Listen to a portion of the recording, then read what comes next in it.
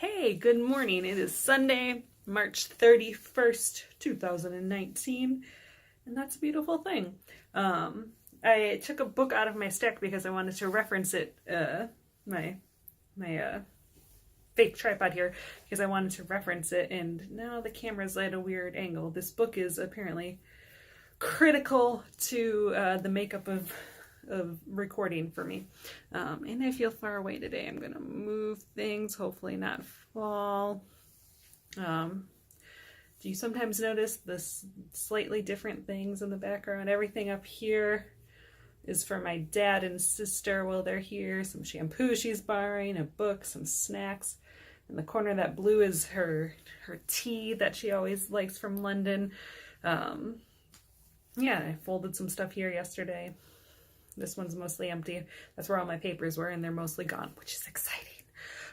So Sunday, I am momentarily going to spend a little bit of time cleaning and getting my room tidied.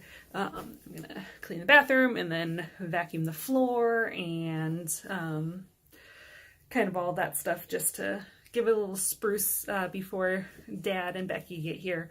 Gotta, show myself as somewhat presentable here. And it's just, some of it's past due. As I've been writing papers and stuff, things have been getting more and more, not dirty, but messy.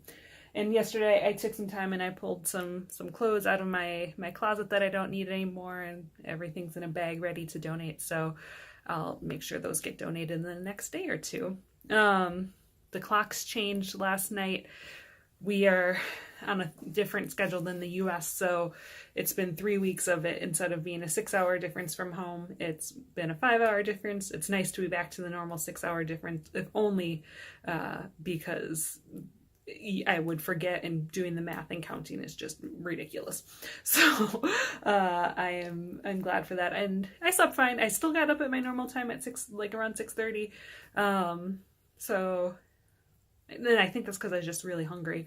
So I don't know what that means in terms of, I'm yawning, how tired I'll feel later today, but whatever. My hair's a hot mess this morning, and that's great. So after I clean, I'm going to the gym, and then I will go to the grocery store and get a few things, and then I'm going to come back here and lay out my coursework, make a study plan for the next few weeks to get myself ready for my exams. And special feature, I'm going to be explaining concepts to you in these videos for the next few weeks as a way to help myself study. And it'll be a fun little study activity for a few weeks. And I'll teach you about the median voter theory and spatial things and rational actors and the difference between equity and inequity and inequality, or equality and equity. Maybe I'll draw you some economics graphs. Who knows what's about to come? But it will be a helpful way for me to explain and learn. I learn well by explaining things out loud sometimes if I'm feeling stuck on things. So it will be one way for me to do that. Yeah. So yeah, starting tomorrow. Here we go. Yeah, and I don't know how much studying I'll be able to do with my dad and sister here, but I will set aside time every day, even if it's just 15 minutes or a half hour to study. So, and then once they're gone, I'll study all the time. This camera is at a weird angle. I'll just sit really straight. So yeah, that's the day. I'm really, really excited for my dad and sister to be here on Tuesday morning. It'll be really good to see them. Family time is always good. So yeah, and the only other thing today is I'm back to a field guide to getting lost. Sometimes I just pick this up because it has they're short. They're the essays are, it's good if you read them all together, but you also can just read parts of it if you're just feeling like you need to contemplate some things, or I don't know, to be thinking about stuff. So I picked this up this morning just for, a little bit of meditative reflection. And this was a passage I liked. Although I'm starting to think, I don't think I've read this one. But at some point these will start repeating, I'm sure. But it goes from page 117. Perhaps it's that you can't go back in time, but you can return to the scenes of a love, of a crime, of happiness, and of a fatal decision. The places are what remain, are what you can possess, are what is immortal.